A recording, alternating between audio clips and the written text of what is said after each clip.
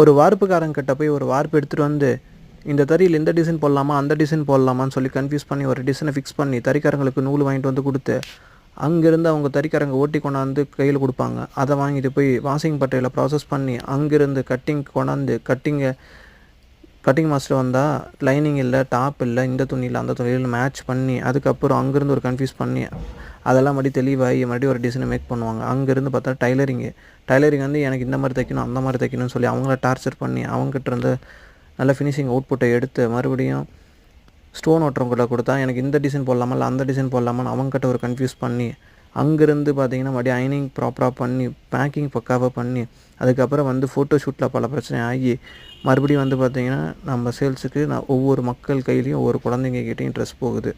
ஒவ்வொன்றையும் இவ்வளோ தூரம் பார்த்து பண்ணுறோம். நான் உங்களை வாங்க சொல்லலை, ஜஸ்ட்டு நம்ம சேனலை ஃபாலோ பண்ணுங்கள். Thank you so much.